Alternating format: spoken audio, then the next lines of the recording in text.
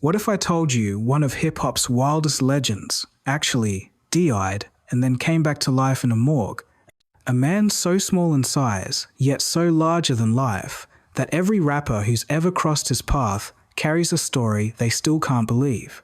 Before Flavor Flav acted crazy, before ODB broke the rules, Bushwick Bill was the original tornado, tearing through hip-hop with chaos, comedy, genius, and pain. And that's only the beginning. Because Bushwick Bill wasn't just another wild figure in rap, he was a one-man storm system, unpredictable and unforgettable. A man who could crack a joke, quote scripture, start a fight, and deliver a legendary verse all in the same hour. He was chaos in a compact frame, a living contradiction, a walking miracle who defied logic, death, and the limits people tried to put on him. This is the man who took the stage at 3'8" but performed like a giant. The man whose verse on Mind Playing Tricks on Me still sends chills down the spine of hip-hop fans decades later. The man who turned trauma into art, madness into music, and pain into poetry. But behind the wild stories, the fights, the controversy, the headlines was a soul, wrestling with demons most people never survive. Poverty, violence, addiction, identity, faith. Bushwick didn't just face them, he lived them out loud, in real time, in front of the world. His life wasn't just a roller coaster. It was a crash, a resurrection, and a legacy written in scars. This is the story of Bushwick Bill, the man who the world tried to bury, but who refused to stay dead. Bushwick Bill's story doesn't begin in a recording studio or on a concert stage.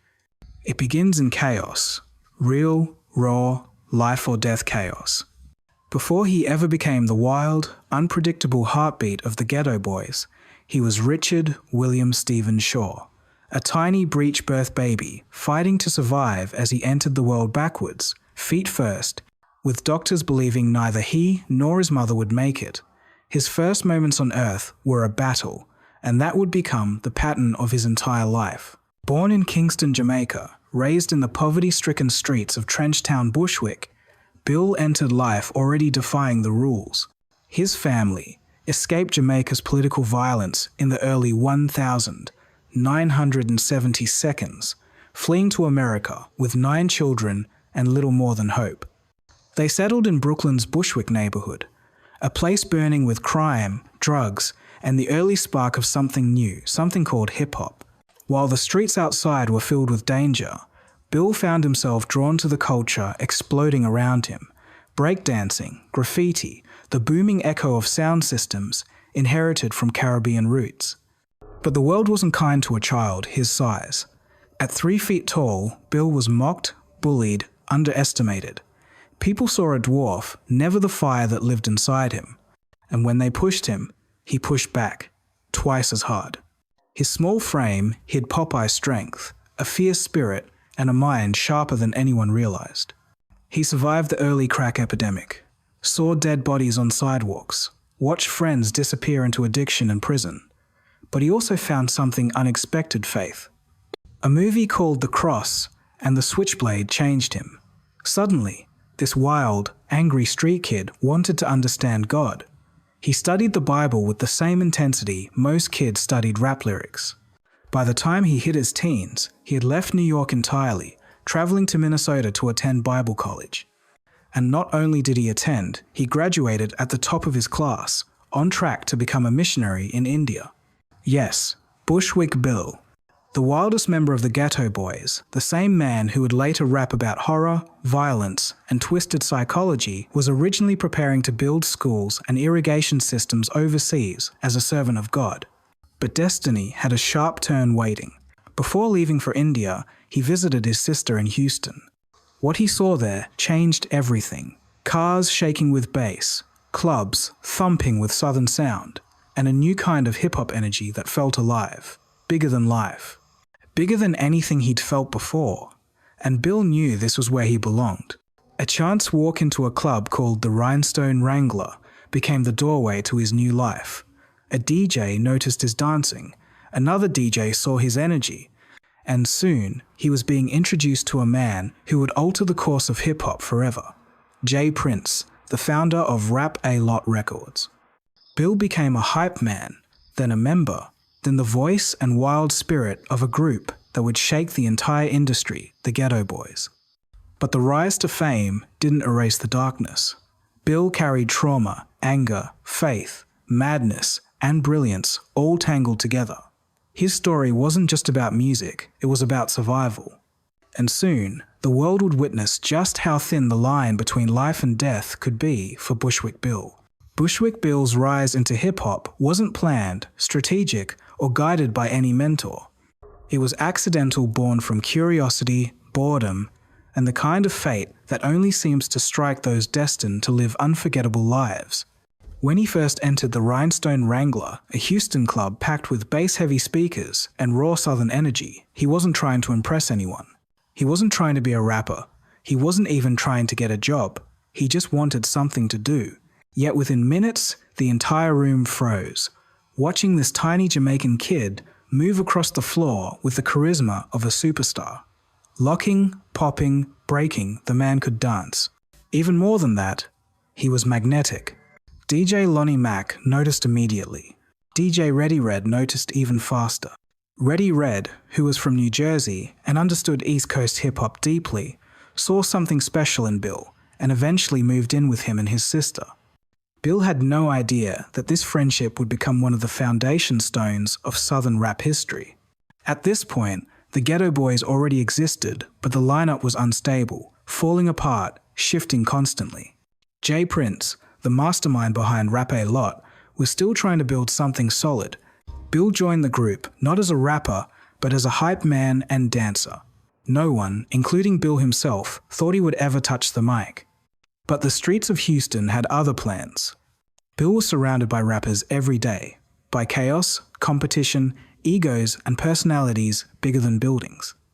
In that environment, voices either sharpened or disappeared. And Bushwick Bill had never been the type to disappear.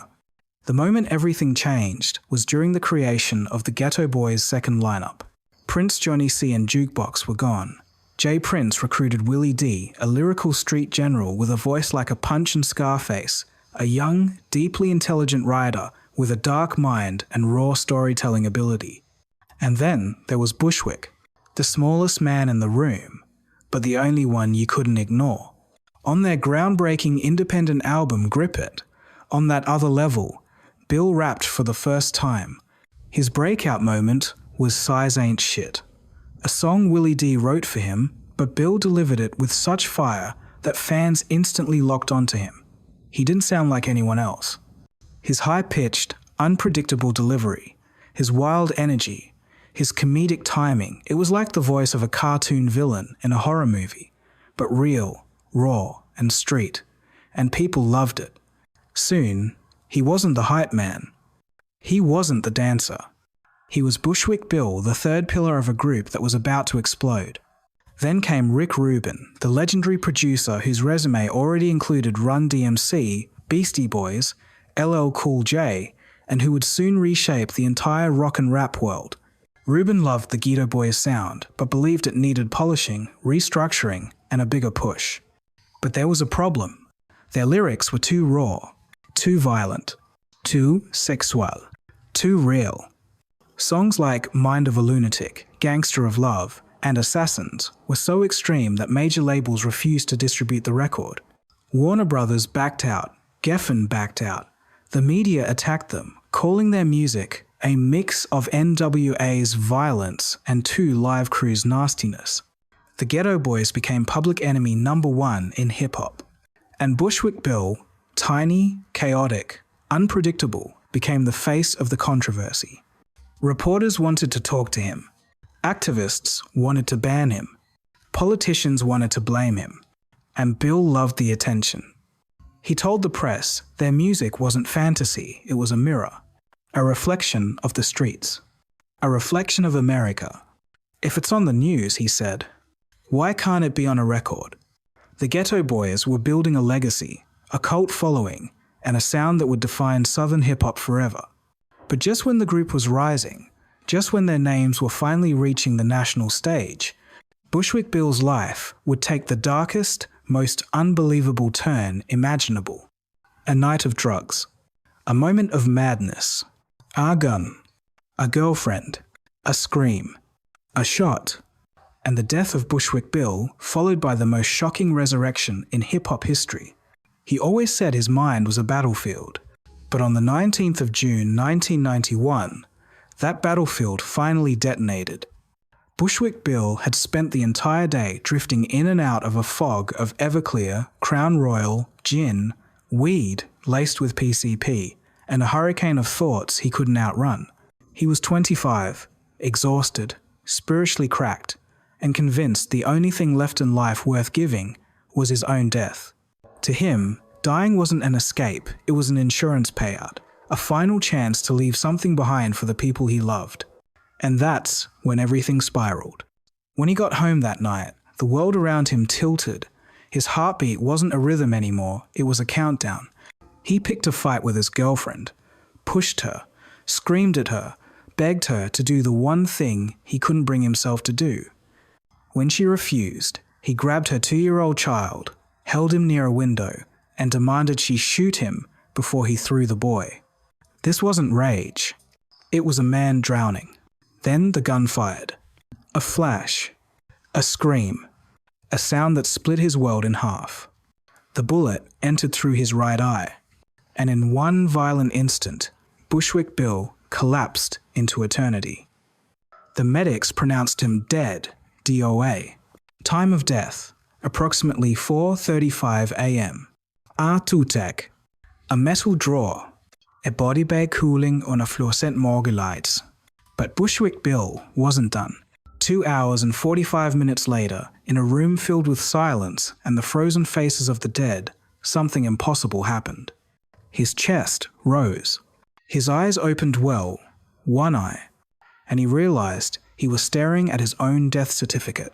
He yanked the catheter out, stumbled out of the drawer, and screamed at the morgue staff, who, in pure terror, ran like they had seen a ghost. Because they had. Bushwick Bill had died, and Bushwick Bill had come back. The very next day, Scarface and Willie D walked beside him as hospital staff rolled his bed down a hallway, his empty eye socket bandaged, his face swollen, his future uncertain. Someone snapped a photo. That photo became one of hip-hop's most iconic album covers, We Can't Be Stopped. Bill later said he regretted it. He was drugged, weak, hurting. They photographed his trauma, his confusion, his resurrection. But the world didn't see the wound. They saw a legend. And just weeks later, still healing, still aching, he delivered one of the greatest verses in rap history, On Mind Playing Tricks on Me. A verse written through trauma. A verse carved out of paranoia, violence, and fear. A verse that made millions feel seen. He had stared death in the face. Death blinked first. And yet, this was only one war in Bushwick Bill's life. The demons didn't disappear just because he survived the bullet. The darkness didn't leave just because he came back from the morgue. If anything, they followed him closer than ever. Because when you die and return, the world never feels the same. And neither did he. America didn't know what to do with a man who had literally died and come back. To the media, Bushwick Bill wasn't a miracle. He was a headline generator. A walking controversy. A living spectacle. The industry ate up the story.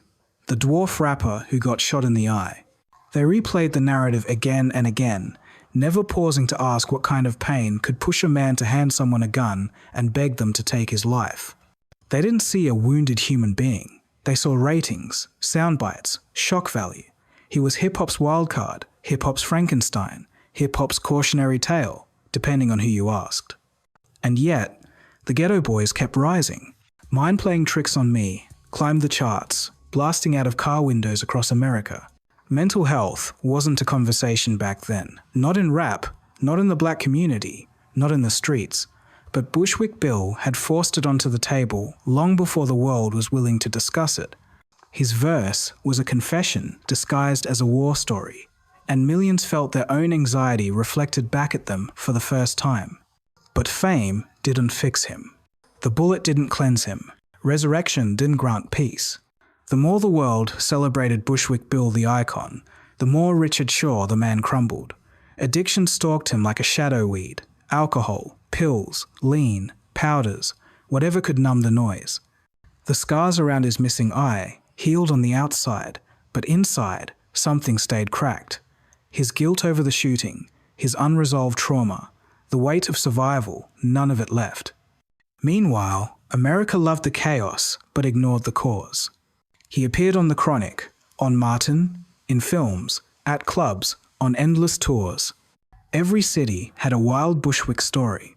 Every rapper had a memory. Every crowd wanted the legend, not the human. And yet through all this, he kept drifting back toward faith. The Bible he studied as a teenager never left him. He quoted scripture backstage. He prayed before shows. He argued theology on tour buses. He talked about demons, real ones, spiritual ones, the ones he saw in others, and the ones he wrestled alone. By the late 90s, disputes with labels, lawsuits, arrests, and addiction carved deeper lines in him. Friends watched him unravel one headline at a time. The South embraced him. Hip-hop respected him. But Bushwick was carrying a lifetime of bruises, spiritual, emotional, physical. The world loved Bushwick Bill, the character. But almost no one knew how to love Richard Shaw, the man. And as the years marched on, the storms inside him never truly calmed. They only waited for the next crack in the sky, the next collapse, the next fight between life and death. Bushwick Bill survived bullets, addiction, violence, fame, poverty, and even death itself. But the one enemy he couldn't outrun was time. By 2019, after a lifetime of chaos, redemption, rebellion, and resurrection, the doctors finally said the words no man wants to hear. Stage 4 pancreatic cancer. Terminal. The same man who once woke up in a morgue looked the world in the eye and said he wasn't afraid. How could he be? He'd already crossed to the other side and come back.